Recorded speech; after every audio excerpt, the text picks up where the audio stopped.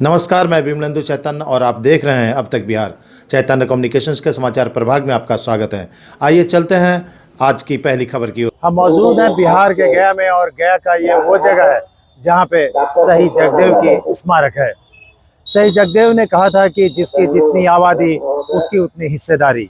उनका साफ साफ कहना था कि जिसकी जितनी आबादी है हिस्सेदारी उसी हिसाब से होनी चाहिए, चाहे वो राजनीतिक हो, सामाजिक हो या फिर किसी भी क्षेत्र में हो। आज इस मौके पर बिहार के केंद्रीय मंत्री जीतन राम मांझी आज माल्यार्पण करने के लिए पहुंच रहे हैं। चलिए आपको लिए चलते हैं इस कार्यक्रम में, जहां कई लोग मौजूद हैं और अपना अपना मंतव्य दे रहे हैं। जो बलात्कार के उपरांत मर गई है बच्ची, उसके एक्यूज को फांसी दिया जाए और जो बलात्कार किया है उसको आजीवन सजा दिया जाए। मैं समझता हूँ ये देर से उठाया हुआ उनका सही कदम है। ये शुरू में ही उनको उठाना चाहिए।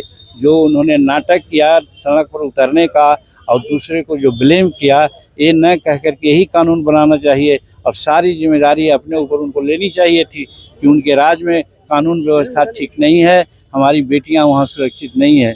और आज ऐसा करके थोड़ा मलहम उन्होंने लगाया है। जम्मू कश्मीर चुनाव में आपकी पार्टी क्या भूमिका रहेगी? हमारी पार्टी एनडीए के गठबंधन के अंदर है।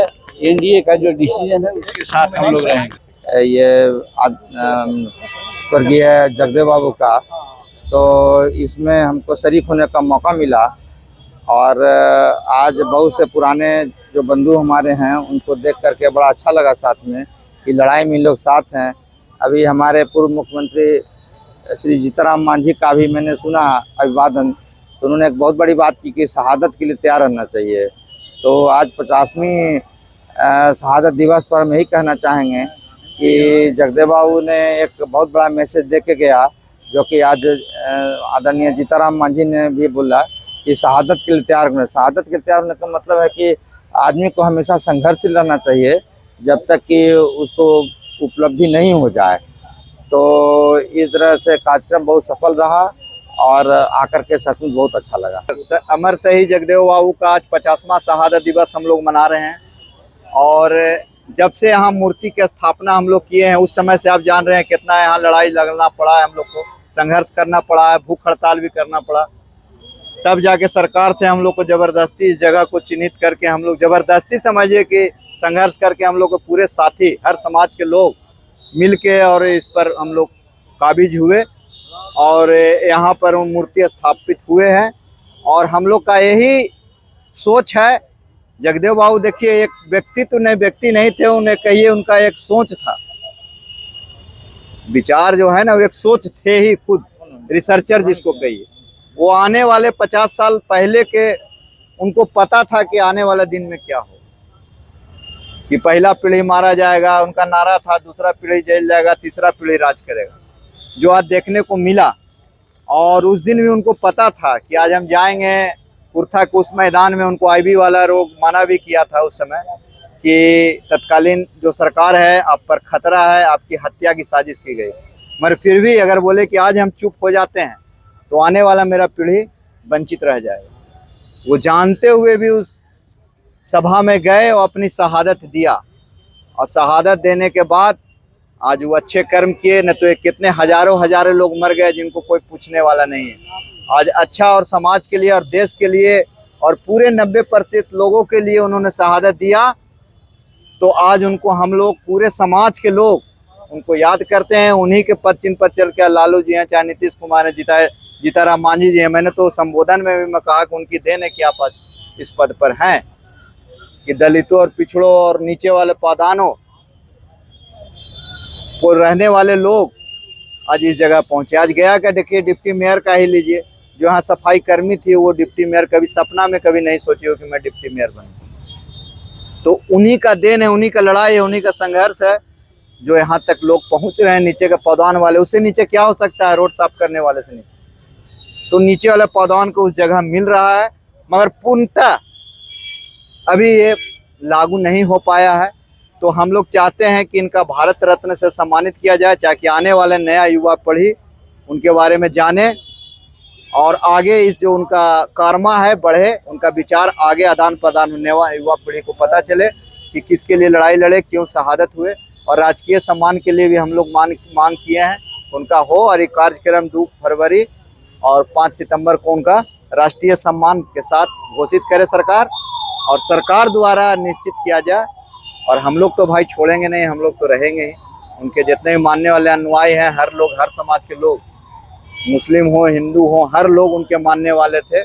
मुझे बहुत सारा मौका मिला, कुछ मोहम्मदन लोग भी उनके लिए, मुझे पैसा नहीं लिए रिटर्न कर दिया। मैं हादी हाशमी में जब मना रहा था, उनके सेक्रेटरी पैसा जमा किया हुआ मेरा, बहुत बेहद पैमाने पर मैंने मनाया था, 5000 आदमी आए थे, तो उसमें उन्होंने मेरा पूरा पैसा वापस कर दिया, क्योंकि नहीं मेरा जगदेव बाबू का देन है। तो मुझे लगा कि कुछ करके गए हैं, जो कि आने वाले हर समाज के लोग उनके लिए, चाहे यादव समाज के भी कुछ लोग हों, मैंने हर समाज में, अब मैं क्या बोलूं, वो अलग तरह के लोग थे, विचार ही थे एक तरह के। कुमार वेंकटेश्वर, अध्यक्ष मूर्ति निर्माण समिति। भारत लेनिन अमर शहीद जगदेव बाबू के आज शहादत दिवस समारोह के अवसर पर आज गरीबों, वंचितों, महादलितों, अल्पसंख्यक के मसीहा थे जगदेव बाबू, और आज उन्हीं का शहादत दिवस है। इस शहादत दिवस पर कई गणमान्य आदमी, माननीय भारत सरकार के मंत्री जितन राम मांझी जी और कई सभी दलों का नेता इस अवसर पर आए हैं पुष्पांजलि अर्पित करने के लिए। मैं भी अपनी अयोध्या जिला परिषद की ओर से इनको श्रद्धा सुमन अर्पित करते हुए इनको चरणों में श्रद्धांजलि अर्पित करता हूं। आज इनके बताए हुए मार्ग पे हम लोग आज संकल्प लेते हैं कि जगदेव बाबू का जो सपना था पूरे बिहार में, इनका उस सपना, इनको पद कदमों पर चलने के लिए आज हम लोग तैयार हैं, और तभी जगदेव बाबू का सपना पूरा होगा।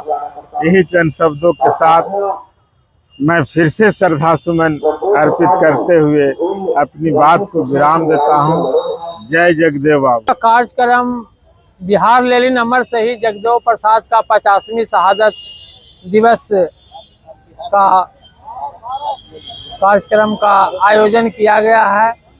इसमें मुख्य रूप से उनके प्रति आस्था रखने वाले सभी क्रांतिकारी साथियों आज बड़ा धूमधाम से यह स्मारक पर माल्यार्पण कर श्रद्धांजलि अर्पित की। यह जगदेव युवा मंच की ओर से आयोजित कार्यक्रम में यह मांग की गई है कि इनको भी भारत रत्न मिलना चाहिए, क्योंकि ये पर्वतों को काट कर रास्ता बनाने का दम रखते थे और दुश्मनों से घिर कर भी उसे मजा चखाने का हम रखते थे। अरे उस समय आसमां चुप था, वरना उसी समय दुश्मनों के छाती से लहू निकाल कर बाजने का दम रहते। ऐसा महापुरुष के लिए हम लोग आज 50वीं वर्षगांठ के अवसर पर, शहादत के अवसर पर हम लोग मांग करते हैं कि इनको भारत रत्न मिले, और यह जगदेव युवा मंच इनको भारत रत्न मिलने तक संघर्ष करता रहेगा। अरविंद वर्मा, कार्यक्रम के संयोजक, जगदेव युवा मंच। आज हम जिनकी शहादत दिवस मनाने के लिए यहाँ पर इस सभा में, इस आयोजन में हम सभी लोग आज उपस्थित हुए हैं। आज का दिन केवल अमर शहीद जगदेव प्रसाद जी का शहादत दिवस मनाने का दिन नहीं, आज का दिन अमर शहीद जगदेव प्रसाद जी के नीति और सिद्धांतों को याद करने का दिन। उनका जो उपदेश, उनकी जो विचारधारा थी, जो विचार था, गरीबों, शोषितों, वंचितों, पीड़ितों और आदिवासी वर्ग के लोगों के प्रति उनका जो सोच और समर्पण था, आज उनके उन चीज़ों को याद करने का दिन है। जिस तरीके से बिहार सरकार के ऊर्जा मंत्री के रूप में भी उन्होंने कार्यकाल को निभाया है, ऊर्जा मंत्री के रूप में उन्होंने भी बिहार के विकास के लिए बहुत किया।